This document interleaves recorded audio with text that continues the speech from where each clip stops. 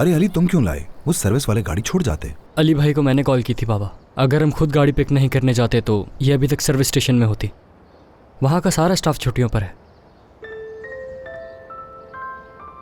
अब जब तक लाइसेंस नहीं मिल जाता तुम ये गाड़ी नहीं चलाओगे। समझ में आ रही है ना मेरी बात? समझ गया बाबा।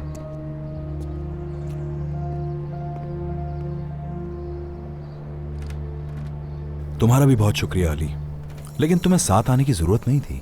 सर्विस वाले छोड़ जाते। इतनी कोई बड़ी बात नहीं अंकल। जाहिर है सिनान भी चाहता था कि उसकी गाड़ी घर आ जाए। अब तुम्हें भी तो जाने में मसला होगा। चलो आओ, मैं तुम्हें छोड़ देता हूँ। मरियम आंटी के हाथ का खाना खाना चाहूंगा मैं आज अंकल। वो वैसे भी बहुत इसरार कर रही थी। फिर तूबा मुझे छोड़ देगी या फिर मैं टैक्सी लेकर चला जाऊंगा? ठीक है, जैसा तुम्हें ठीक लगे। अली क्या हुआ है? सिनान इतने गुस्से में क्यों अंदर गया है? इतना कुछ खास नहीं है तूबा।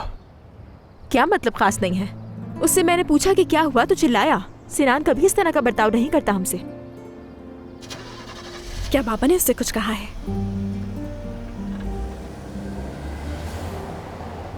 तूबा, इस बारे में तुम सिनान से बात क्यों नहीं करती?